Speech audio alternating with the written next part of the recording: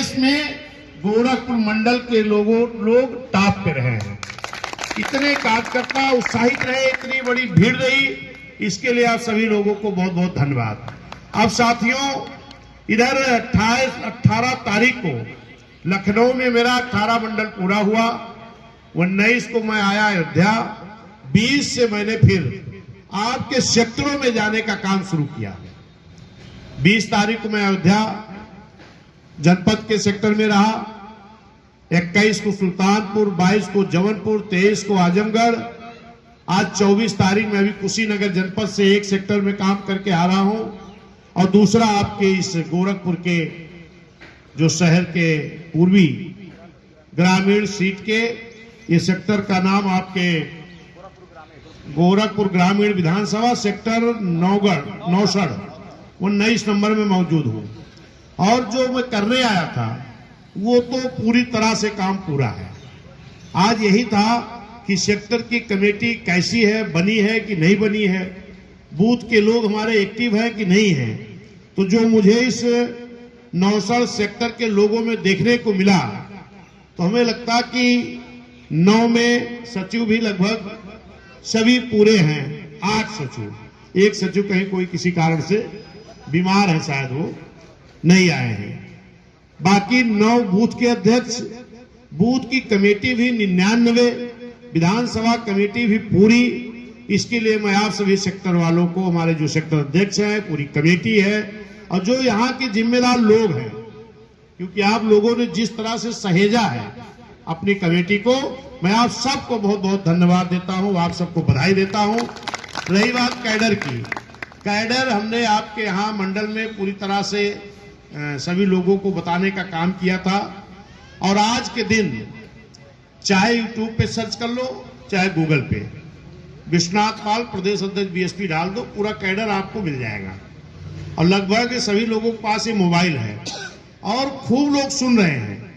और जो उत्साह मुझे देखने को मिला है पूरे उत्तर प्रदेश में, चाहे वो अल्पसंख्यक मुस्लिम समाज के लोग हों, चाहे पिछड़े समाज के लोग हों, चाहे SC ST समाज के लोग हों, और चाहे न्याय पसंद ब्राह्मण क्षत्रिय वैश्य समाज के लोग हों, सभी लोगों में जो उत्साह देखने को मिल रहा है, इससे पूरी तरह सिद्ध हो रहा है कि आने वाला जो भी चुनाव होगा उस चुनाव में बहुजन समाज पार्टी का बहुत बड़ा प्रदर्शन होगा। और ये जहां से मुख्यमंत्री बन के गए हैं, जब इस जनपद में, इस मंडल में, इस सेक्टरों में यहाँ के लोगों में इतना उत्साह है, तो इससे देखा जा सकता है कि उत्तर प्रदेश में पूरे कितना उत्साह होगा। आप सभी लोग धन्यवाद के पात्र हैं। साथियों, अभी हमने जब कमेटी को सुना, जब हमारे जो जोन इंचार्ज जी हाजिरी ले रहे थे, तो इसमें मैंने देखा कि पिछड़े समाज के लोगों की अच्छी संख्या रही है। मैं थोड़ा सा, क्योंकि समय ज्यादा हो गया है, लगभग 4 बज गया है, माताओं बहनों के भी घर में काम होता है शाम के टाइम, ये लोग बैठे हैं, थोड़ा सा समय दीजिएगा, ज्यादा समय नहीं लेंगे। और आप लोग भी बहुत देर से बैठे हैं, मीटिंग एक और थी। साथियों, इस देश में डॉक्टर BR अम्बेडकर साहब ने जो संविधान बनाया था, उस संविधान को बनाकर सौंपते वक्त एक बात कही थी कि अगर इस बढ़िया संविधान को मैंने बनाया तो हूं, लेकिन यदि संविधान को लागू करने वालों की नीयत साफ नहीं रही तो यह संविधान अच्छा काम नहीं कर पाएगा। यही देखने को मिला। बहुजन समाज पार्टी बनाने की जरूरत क्यों पड़ी? क्योंकि ये देखा गया कि बाबा साहब को संविधान में 3 चीजों के लिए बहुत ज्यादा संघर्ष करना पड़ा था। एक तो हमारी माताओं बहनों को, बेटियों को इस भारत देश में चाहे जिस जाति की महिलाएं रही हों, इनको पढ़ने लिखने का अधिकार नहीं था। इनको स्वाभिमान की, सम्मान की जिंदगी जीने का मौका नहीं दिया जाता था। लेकिन धन्य डॉक्टर BR अम्बेडकर साहब ने संविधान में ऐसी व्यवस्था दी कि अब चाहे जिस समाज की महिला हो, बहन हो, बेटी हो, सबको पढ़ने लिखने का अधिकार और सम्मान, स्वाभिमान की जिंदगी जीने का मौका अगर मिला तो बाबा साहब के बदौलत संविधान में व्यवस्था देने के बाद मिला है। दूसरी चीज साथियों, वोट का अधिकार। वोट का अधिकार जो लोग भी उस कमेटी में रहे हैं सबको देना नहीं चाहते थे। बाबा साहब के प्रयास से वोट का अधिकार तो सबको मिल गया, लेकिन वोट के बल पर जो बाबा साहब ने सपना देखा था कि जब वोट का अधिकार सबको बराबर का मिलेगा तो सभी जाति समाज के लोग नीचे ग्राम पंचायत, ग्राम सदस्य, ग्राम पंचायत से लेकर के विधानसभा, लोकसभा तक लोग वोट के बल पर चुन करके जाएंगे और अपनी समाज की बात को वहां रखने का काम करेंगे। लेकिन साथियों, संविधान में व्यवस्था होने के बाद भी सभी लोगों का अधिकार इसका नहीं दिया गया। आरक्षण बाबा साहब किसको देना चाहते थे? जो लोग आर्थिक रूप से, सामाजिक रूप से, शैक्षिक रूप से, यानी हर तरह से जो पिछड़े थे उनको बाबा साहब आरक्षण देना चाहते थे। इसके लिए बाबा साहब ने अथक प्रयास करके एक साइमन कमीशन कमेटी मंगाए और उससे सर्वे कराए।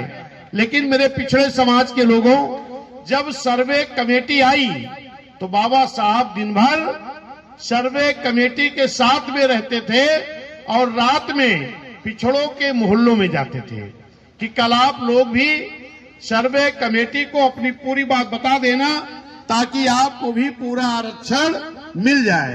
लेकिन साथियों, जिन लोगों ने बाबा साहब की बात को माना वही लोग सूची में दर्ज हो गए। अनुसूचित जाति जनजाति के नाम से ये एससी में शामिल हो गए। जिन लोगों ने बाबा साहब की बात को नहीं माना, अपने दुश्मनों की बात को माना, वो क्या रह गए? पिछड़े के पिछड़े। वही है ओबीसी। निषाद हो, यादव हो, पटेल हो, कुर्मी हो, गडरिया हो, मुराई हो, बिंद हो, मल्लाह हो, नाई हो, बढ़ई हो, प्रजापति हो, चौहान हो, निषाद हो, लोनिया चौहान हो, आपके मौर्या हो, कुशवाहा हो, ये ओबीसी समाज के लोग हैं। लेकिन बाबा साहब ने आर्टिकल 340 के तहत संविधान में व्यवस्था तो दे दिया, लेकिन आरक्षण कब दिया गया इनको? 90 में। मैं थोड़ी थोड़ी बात बता रहा हूं, पूरा विस्तार से मैं आपको बता चुका हूं। 90 में। और आपके लिए जो बाबा साहब ने आर्टिकल 340 के तहत व्यवस्था दिया, क्योंकि उस वक्त तो बाबा साहब की बात तो आप लोगों ने माना नहीं।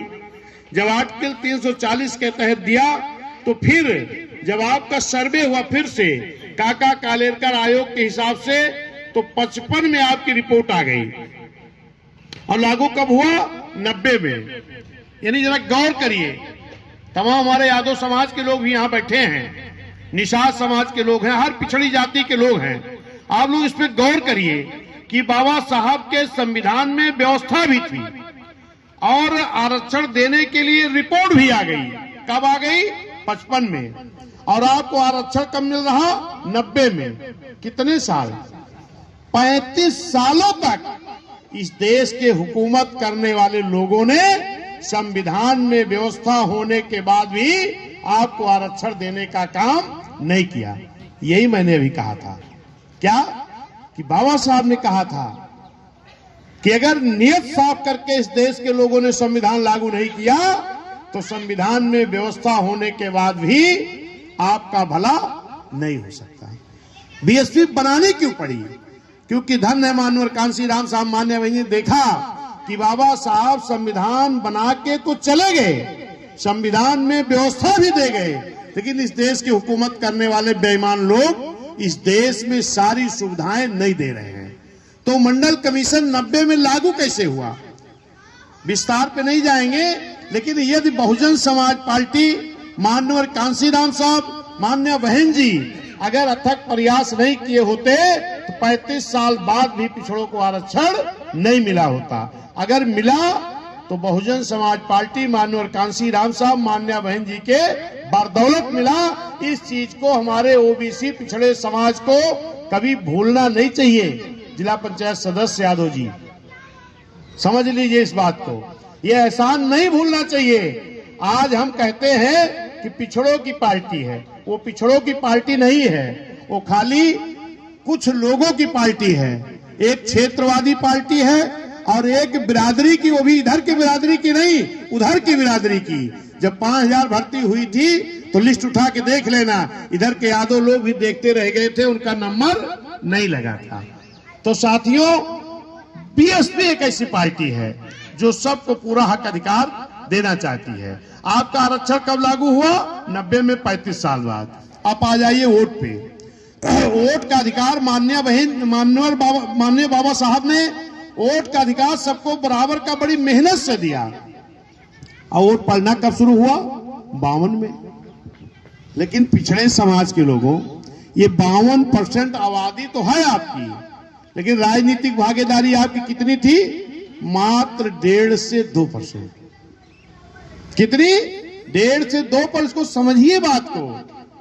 ये गांव गांव में, पिछड़ों में चर्चा करिए कि जब 1952 में वोट पड़ना शुरू हुआ तो बीएसपी का गठन तो 84 में हुआ, मान्य बहन जी ने किया। तो ये 84 तक जो 32 साल बीता, इस 32 सालों तक किन लोगों ने हमारे पिछड़ों का शोषण किया, उसका बदला लेने के लिए आप सबको बीएसपी के झंडे तले इकट्ठा होने की जरूरत है। ये बताना पड़ेगा आपको जगह जगह आकर के कि 32 साल कम होता, 32 साल फायदा होता, बच्चा जवान हो जाता है। 32 साल तक वोट का अधिकार भी था, राजनीतिक दल भी थे, लेकिन बीएसपी नहीं थी। आपका हिस्सा नहीं मिला। लोकसभा, विधानसभा दूसरों को तो आपने वोट दे के भेज दिया, आपको जाने का मौका नहीं मिला। जब बहुजन समाज पार्टी 84 में बनी तो एक नहीं, दर्जनों लोग, यादव कई दर्जन, निषाद कई दर्जन, मौर्य कई दर्जन, पाल कई दर्जन, चौहान, प्रजापति, बढ़ई, विश्वकर्मा, लोहार, यानी बीएसपी ने कहा कि हम जिनको मिलता था उनको भी देंगे और जिनको कभी नहीं मिला उनको भी देंगे, चाहे वो मुस्लिम समाज के लोग रहे, चाहे ब्राह्मण, क्षत्रिय, वैश्य समाज के लोग रहे। लेकिन एक चीज कहा कि जिसकी जितनी संख्या भारी उसकी उतनी हिस्सेदारी। ये देने का काम किसने किया? बहुजन समाज पार्टी, माननीय कांसी राम साहब, मान्य बहन जी देने का काम किया। तो आज हमें सभी लोगों को एक होकर के चलना चाहिए। अभी आपने देखा था कुछ दिन पहले लाइन से सांसद 8-9 सांसद बीएसपी से खाली यादव जीत करके गए थे। चाहे रमाकांत यादव जी रहे हो, चाहे उमाकांत यादव जी रहे हो, चाहे मिस्सेन यादव जी रहे हो, चाहे भालचंद यादव जी रहे हो, चाहे बालेश्वर यादव जी रहे हो, चाहे डीपी यादव जी रहे हो, चाहे कैलाश नाथ यादव जी रहे हो। सही है गलत? तमाम लोग कहा चलो बिरादरी वाले में। अरे वो बिरादरी वाले में क्यों दूसरे के ना ही देखे चाहते? चाचा भतीजा, बहुरिया, यकवा भतीजा, यकवा चाचा, वही मिलके ओके चलावे चाहते। यहाँ सब समाज की भागीदारी, हिस्सेदारी है। इसलिए मैं सभी समाज के लोगों से निवेदन करना चाहता हूं कि इस चुनाव में बढ़ चढ़कर हिस्सा लीजिए। दूसरी चीज आपने देखा कि अभी जो ये भाजपा है, जब मंडल कमीशन बीएसपी मान्य बहन जी लागू करा रहे थे, तो जो बीपी सिंह की सरकार थी उससे भाजपा के लोगों ने इसलिए समर्थन वापस ले लिया था कि पिछड़ों को आरक्षण क्यों दे रहे हो। कौन? ये भाजपा के लोग। वरना आपका बहुत पहले लागू हो गया होता। और इधर फिर ये जो अभी पिछड़ों के आरक्षण की बात आई है, अगर ईमानदारी से भाजपा के लोग पिछड़ों को आरक्षण महानगर पालिका, नगर पालिका, टाउन एरिया, नगर पंचायत में दे दिए होते तो क्या किसी को कोर्ट जाने की जरूरत पड़ती? और कोर्ट जाने की जरूरत नहीं पड़ती तो आज जो ये नाटक कर रहे भाजपा वाले कि हम फिर से पिछड़ों का सर्वे कराएंगे, फिर से आरक्षण देंगे। अरे भाई, पहले तो आपने दिया नहीं, अब नाटक कर रहे हो कि हम सर्वे कराएंगे। कौन सा सर्वे कराओगे? जब सर्वे करा करके मंडल कमीशन की रिपोर्ट नहीं लागू होने दे रहे थे, आप समर्थन वापस ले लिए थे, अब लागू कराओगे? बता दो बैकवर्ड समझदार हो गया है। अब ये तुम्हारे नाटक में आने वाला नहीं है। जितने भी बैकवर्ड के लोग हो, जो भी सीट हो, जहां नगर पंचायत की, नगर पालिका की, वार्ड की, सभासद की, पार्षद की, महापौर की, महानगर पालिका, सभी लोग एक हो जाओ। आज पूरा मुस्लिम समाज भी बड़ी तेजी में बहुजन समाज पार्टी की तरफ जुड़ने जा रहा है। पूरा पिछड़ा एससी, एसटी, न्याय पसंद ब्राह्मण, क्षत्रिय, वैश्य समाज के लोग भी। अभी एक समाजवादी पार्टी के मुस्लिम सांसद हैं बर्क जी, जो कोई नए सांसद नहीं बने हैं, कई बार सांसद रहे हैं, कई बार विधायक रहे हैं, एक बड़े लीडर हैं, उम्र पूरी बीत गई है। उनके अनुभव को जरा पहचानिए।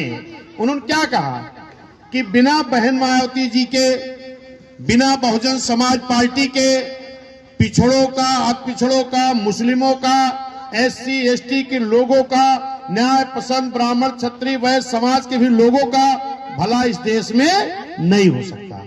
तो कोई आम आदमी तो बोला नहीं, एक अनुभव वाला आदमी बोला है। और ऐसे तमाम लोग जो समाजवादी में, तीन सांसद तो बचे हमें लगता है, तीन बचे हैं ना। और जो